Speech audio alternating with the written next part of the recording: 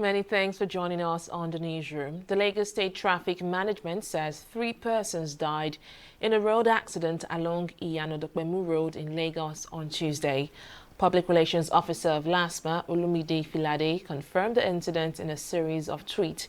He said the accident occurred when an SUV rammed into a moving trailer. The incident is coming hours after 1 person died in a gas explosion that occurred at Alafia bus stop in Orile Gomu axis of Lagos State.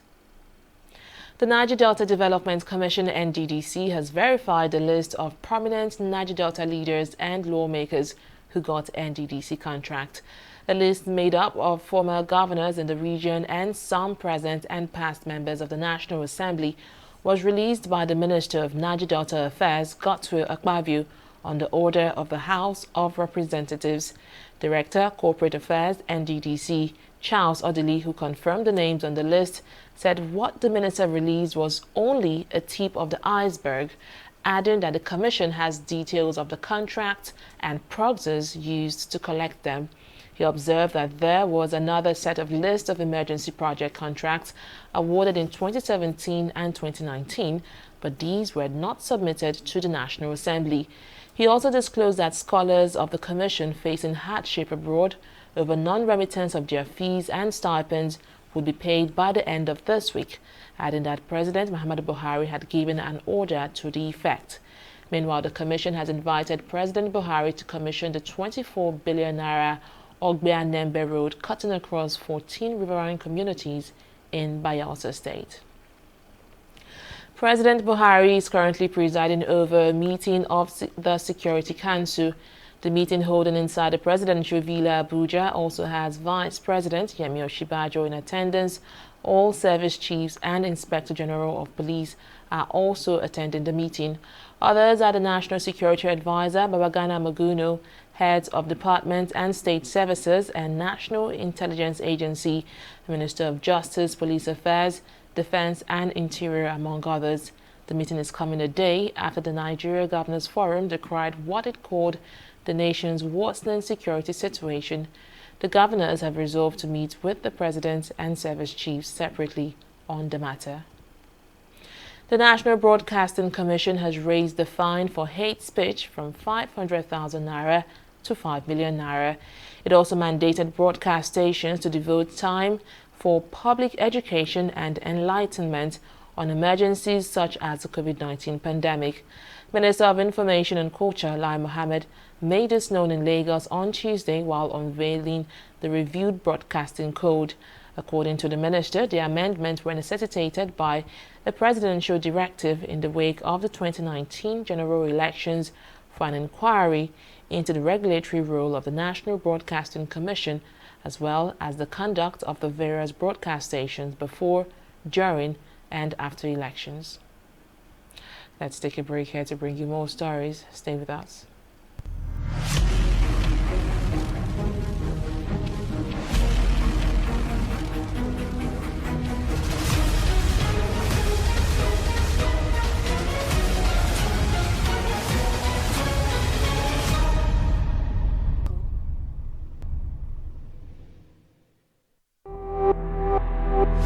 Now believe this Korotin.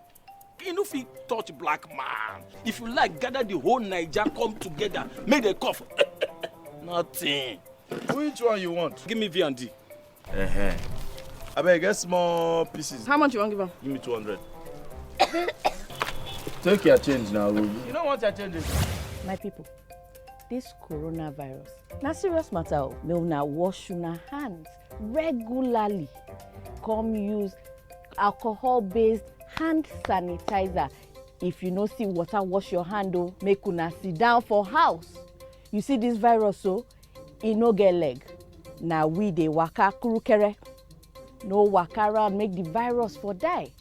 No forget say the betterment of our people na for your hand e dey. This message is from the Akinfade Foundation in partnership with the National Orientation Agency with support from MacArthur Foundation.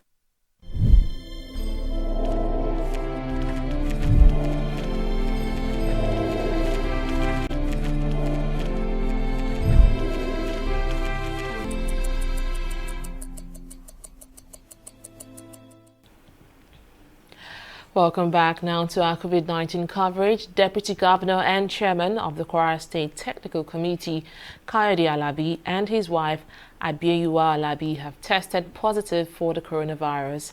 The couple took the COVID-19 test after showing slight symptoms of the virus. Chief Press Secretary to the Governor, Rafiu Ajakaye, confirmed their test result in a statement released on Tuesday.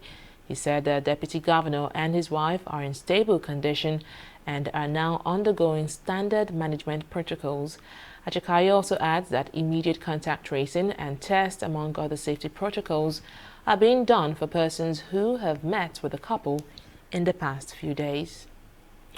The Edo State government has said secondary schools in the state will not resume tomorrow, August 4th, but on August 10th. In a statement, Commissioner for Education, Jimo Ijegbai, said only senior secondary school students in SS3 who have enrolled for the West Africa Senior Certificate Examination and schools that have enrolled for the NECO Basic Education Certificate Examination are to reopen on Monday, August 10, 2020. The government explained that the new date is to enable operators of schools in the state complete the modalities for a safe school reopening. It also adds that a date for the reopening of other classes will be announced in due course. Air Peace has sacked scores of pilots across its fleet and have slashed staff salaries by up to 40%. This was confirmed on Monday by the airline spokesperson Stanley Odise. According to Odise, the retrenchment and shedding of staff is not unlinked with the economic devastation wrought by the COVID-19 pandemic. Describing the sacking as painful but the rightful decision, the airline's management said the cutbacks were necessary to ensure that Air Peace survives the hardship of the time. We'll take a break here to bring you business stories and more.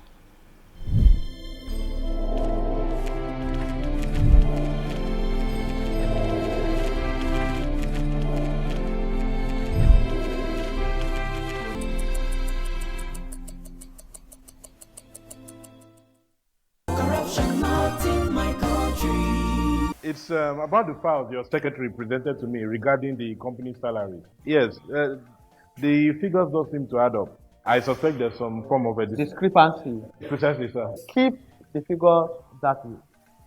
That's fraudulent, sir. That's my money. I'm sorry, sir. I can't do that, sir. See how padded your sheets are. Are you telling me you cannot pad up figures?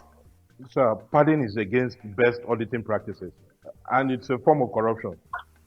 It's true. Accountant. You were testing. Thank you, sir. That's it. Bagole. Yes, sir. You are fired. Fine. Yeah. Fine, sir. Rather than watch corruption grow under my watch. Padding is a form of corruption and not in my country, sir. Corruption not in my country. Stop corruption now. On Digi 360, we don't just ask the questions. What is wrong with amending the Constitution the way the National Assembly members have been doing it? We seek answers. Constitution is constituent. Our problem is not lack of laws. Our problem is lack of the willpower to implement our laws. Answers that provide clarity. While we negotiate, we should try to make it a point that the girls must be complete. The clarity you need to make informed judgment so that you can make the right decision and take action. People are saying it is you politicians that are responsible for this, that you are the reason why this is happening. All these dollars that call themselves governors in this country? I wish we had people like Tony at the National Assembly. God forbid that I go to join that Digi 360, providing clarity to issues.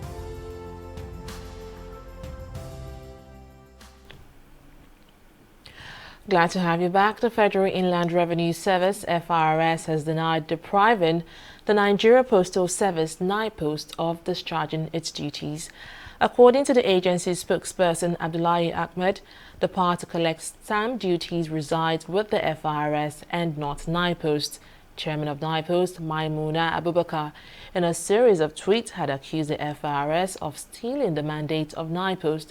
She said the FRS is responsible for assessing, collecting and accounting for tax accrued to the federal government, but had begun printing stamps.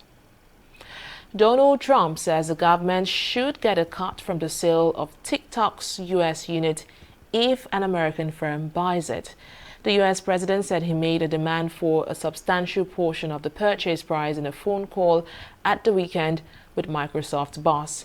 He also warned that he will ban the app, which is owned by China's ByteDance, on 15th of September if there is no deal. ByteDance is under pressure to sell its U.S. business after Trump threatened a crackdown on Chinese tech companies. The Trump administration has accused TikTok and others of providing data to the Chinese government, which Beijing and TikTok has denied. Former Real Madrid and Spain goalkeeper Iker Casillas has announced his retirement after being sidelined for more than a year with a heart problem. He made the announcement on his official Twitter page on Tuesday. The 39-year-old won the European Championship twice with his country in a trophy-laden career, which included more than 700 games for Real Madrid. Casillas joined Portuguese side Porto in 2015 after a tearful departure from Madrid, but suffered a heart attack in May last year. He played 167 games for the national team, winning the 2010 World Cup and the Euros in 2008 and 2012 in a golden age for Spanish football. Casillas won the World Cup, 2 European Championship, 5 La Liga titles and 3 Champions League trophies. And that's the latest from the newsroom at this time. Many thanks for watching.